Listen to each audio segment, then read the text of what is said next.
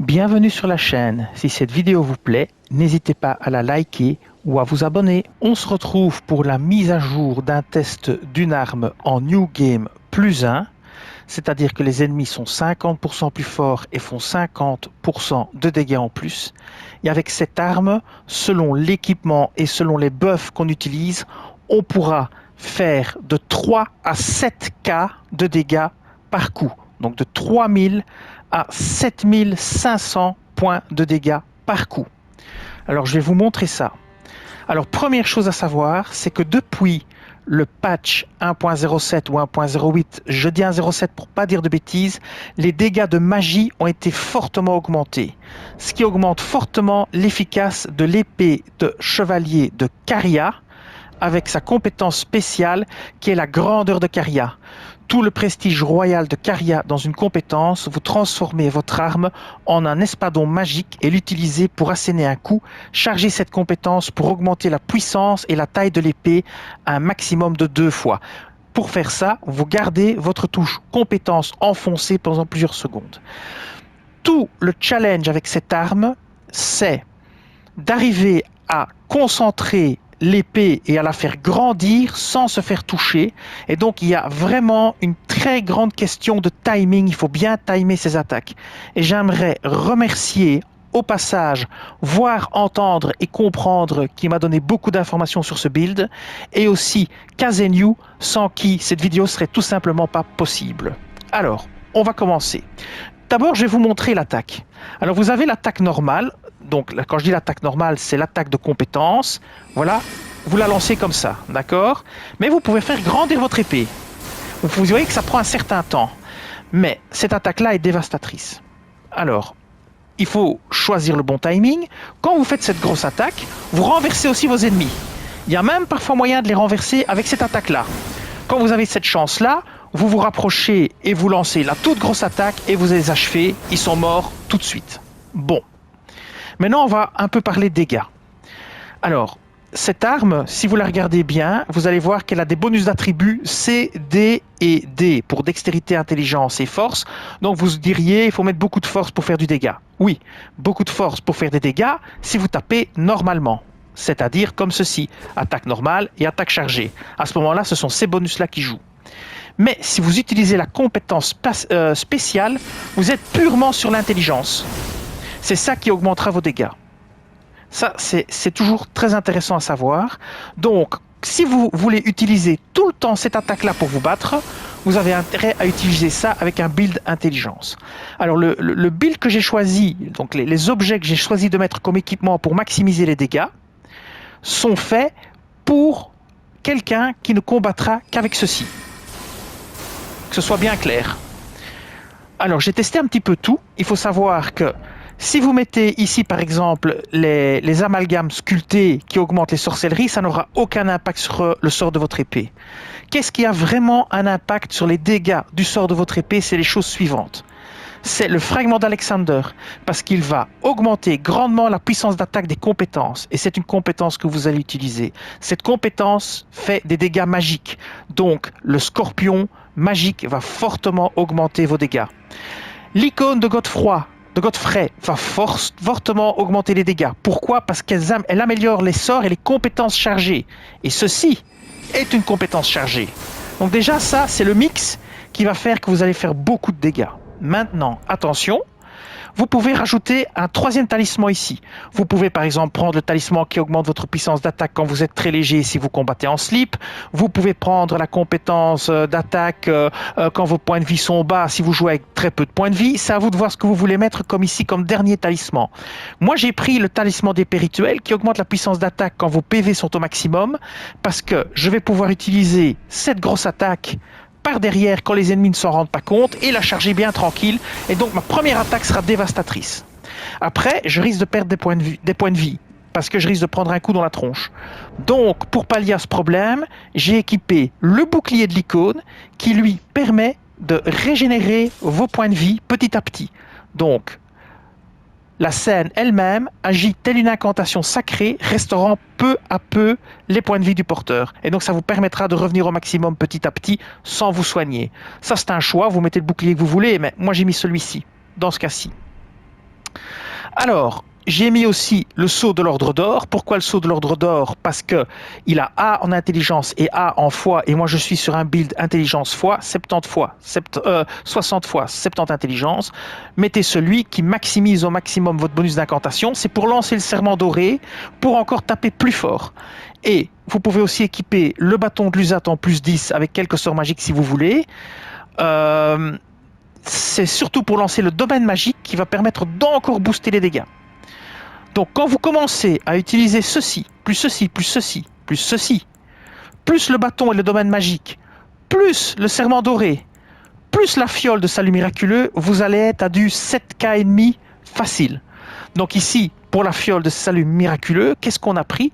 On a pris l'alarme fissurée voilée de magie qui renforce temporairement les attaques magiques et l'alarme de cristal noueuse d'intelligence qui augmente temporairement l'intelligence parce que les dégâts de la grande épée, elles sont aussi basées sur l'intelligence et sur les dégâts de magie. Vous allez voir, c'est dévastateur. Alors je vais vous faire plusieurs démonstrations avec tout mis ou pas tout mis. Donc ici, on va simplement attaquer avec cet équipement-là et on ne va pas utiliser de buff. Donc c'est une première chose qu'on va faire, vous allez voir les dégâts qu'on fait. Donc on va se mettre derrière.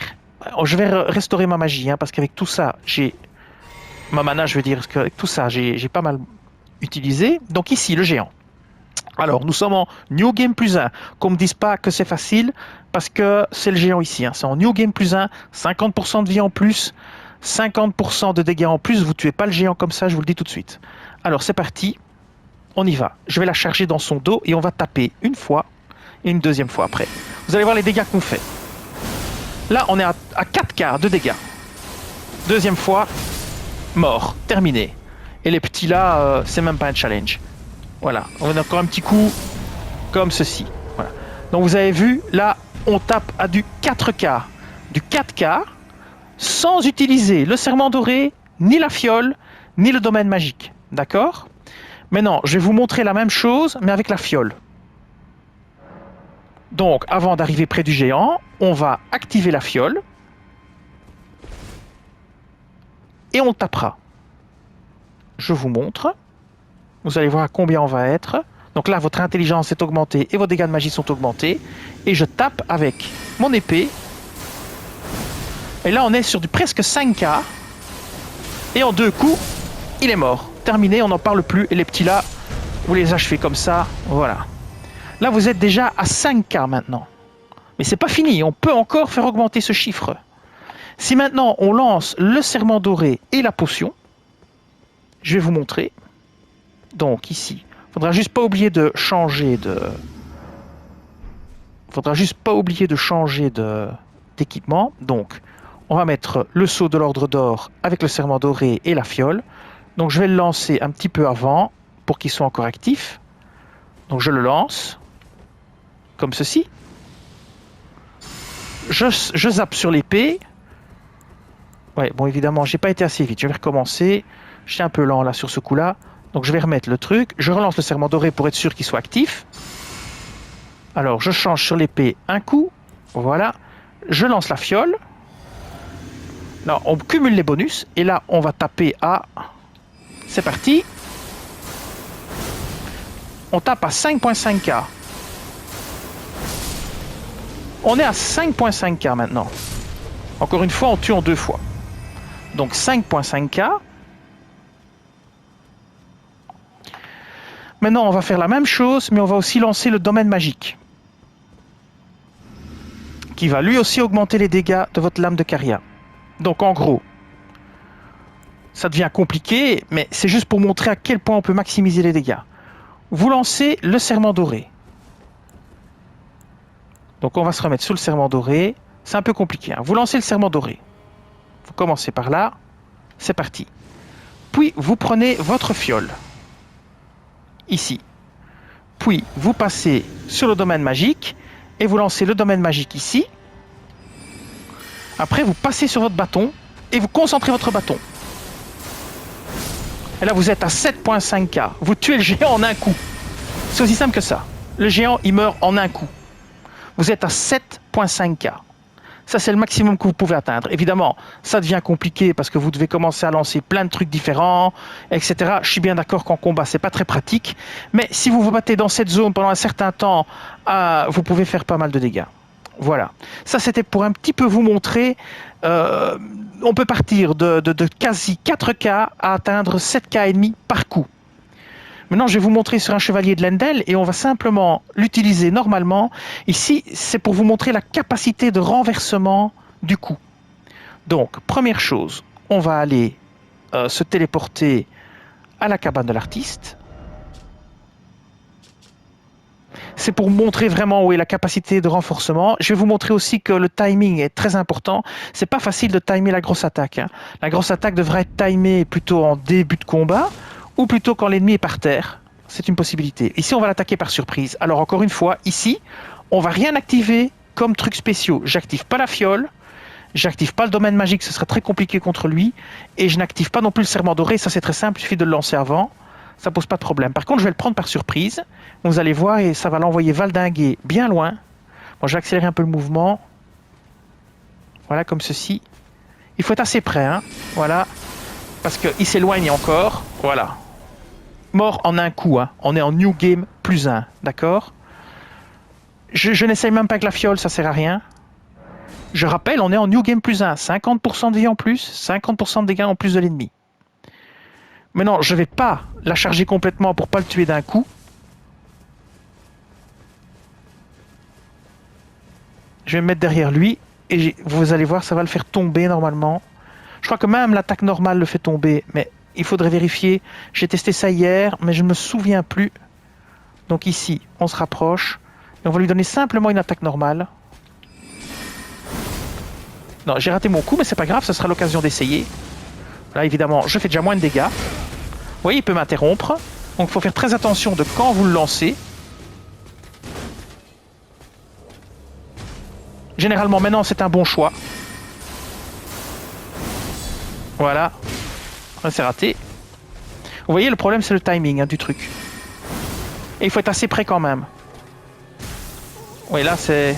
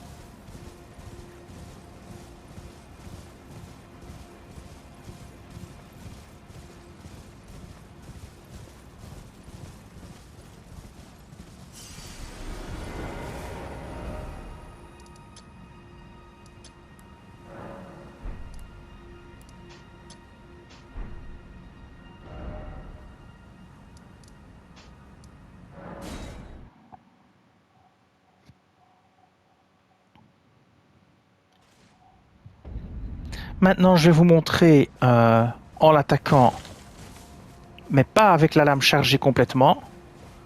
Alors là, il faut être quand même assez près, hein. Parce que le problème, c'est que comme il s'éloigne, le temps de la charger, il faudra quand même être assez près. On va le... C'est juste pour voir s'il va tomber avec une normale. Donc, il faut être assez près. On la lance. Voilà, comme ça, c'est bon. Vous voyez, il vole par terre. Et là, vous avez le temps normalement de charger la suivante. Et voilà. Vous voyez, si vous pouvez faire tomber votre adversaire avec la première attaque non chargée, vous avez normalement le temps de charger votre attaque comme ceci. Alors, si vous avez un gros équilibre, ça empêchera aussi l'ennemi de vous interrompre. Mais attention, si vous subissez un coup de bouclier comme ça charge le bouclier à lui, vous êtes cuit. Alors je vous remontre encore une fois. Mais cette fois-ci, on va le faire en combat pour vous montrer que c'est pas si facile que ça. Il faut être quand même assez bon et il faut avoir un bon timing. Et c'est ça qu'explique en fait voir, entendre et comprendre. Et il a raison. Si on a un bon timing, ça n'est pas un problème. Mais il faut vraiment être capable de bien timer ou de bloquer avec son bouclier et puis de contre-attaquer, de lancer le sort à ce moment-là. On va le laisser venir à nous et je vais vous montrer. Vous allez voir que c'est pas si facile que ça.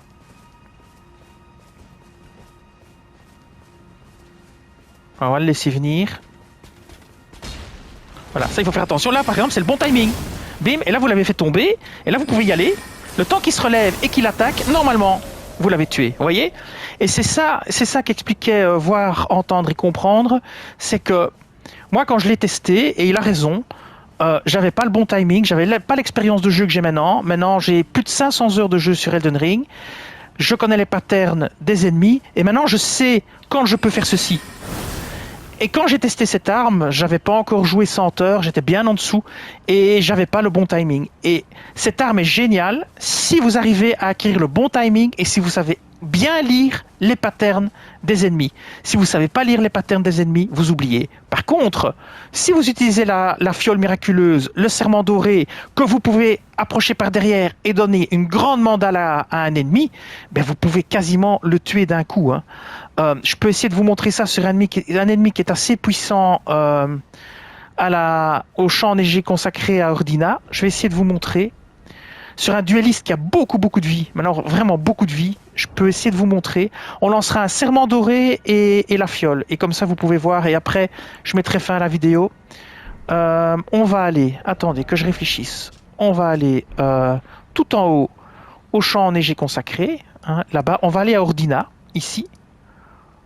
Non, Ordina c'est pas ici, Ordina c'est là-bas, voilà. Et il y a un ennemi quelque part là-bas, sur la falaise. Et on va faire ça. Je crois qu'on peut l'approcher par derrière sans problème et on va lui balancer un grand coup d'épée. Vous allez voir, il a énormément de vie. Alors l'idée, ce sera de lancer, pas celui-ci, mais le serment doré et la fiole miraculeuse. Donc l'ennemi, il est par là. C'est un duelliste, hein, il est assez puissant, il fait beaucoup de dégâts.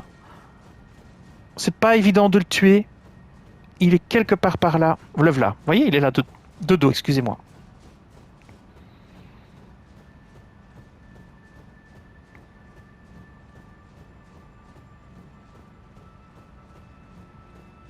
On va l'approcher gentiment. Et on va bien faire ce qu'on a dit, c'est-à-dire on va pas lancer le domaine magique, on va pas pousser le vis jusque là, mais déjà ce sera pas mal. On va lancer ici le serment doré. On va prendre la fiole. On bouge de 2. 1, 2, hop, on va là et on va l'attaquer par derrière, vous allez voir. Je vais bien m'approcher. Et ben c'est parti. Regardez bien.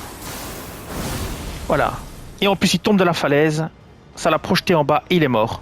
Vous pouvez le tuer en un coup, en le projetant en plus. Voilà, c'est ça que je voulais vous montrer.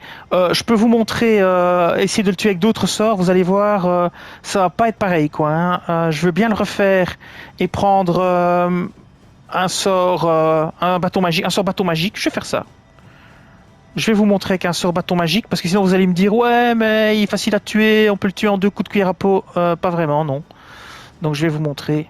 Je sais parce que c'est le genre de choses qu'on me dit sur la vidéo. Ouais, mais t'attaques tel ennemi, il est bien trop faible, alors c'est facile de montrer que c'est facile. Non, c'est pas vrai. Essayez vous-même, vous verrez en New Game plus 1, allez faire un petit tour, allez taper ces gens-là, vous allez vite comprendre votre douleur.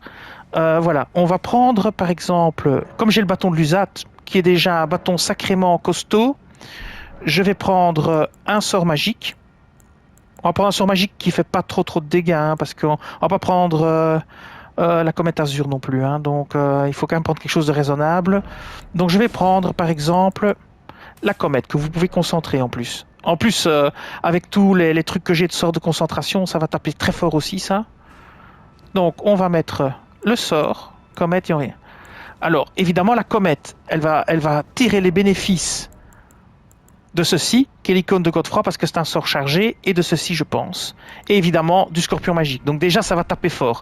Et en plus le bâton de l'Usat augmente les dégâts des sorts de je sais plus chez 15 ou 20%. Donc ça va déjà taper très fort, hein. Je vous le dis tout de suite, si on change de bâton c'est déjà plus la même histoire non plus. Mais c'est juste pour vous montrer. Donc ici on a quand même un double triple effet bonus. C'est toute l'importance du build quand vous jouez, surtout en New Game Plus. Donc voilà, je vais lancer la comète, je vais me rapprocher assez, je ne connais pas la distance exacte, ça fait longtemps que j'ai pu jouer magie. Voilà, vous allez voir. Vous voyez, 2032 points. Vous avez vu sa barre de vie? On avait compris, hein. Et le gars, c'est pas un rigolo. Hein. On va s'éloigner vite fait, parce que si vous balancez un coup de hache, ça va être vite terminé. Et voilà, on l'achève. Vous avez vu le temps qu'il faut? Vous avez vu avec l'épée de Caria, hein. Voilà. C'est juste la démonstration que je voulais faire pour qu'on me dise pas ouais, mais c'est trop facile. Non, non, c'est pas trop facile. C'est des ennemis qui sont pas marrants. Ils ont 10K, 12K de vie. Avec l'épée de Caria, vous les tuez en 2 coups. Vous les surprenez et vous replacez un 2e coup derrière. Et c'est terminé, on n'en parle plus. Vous les éliminez très très vite. Voilà, c'est ça que je voulais vous montrer. Je vous dis merci et à bientôt pour une autre vidéo sur Elden Ring. Cette vidéo s'achève ici.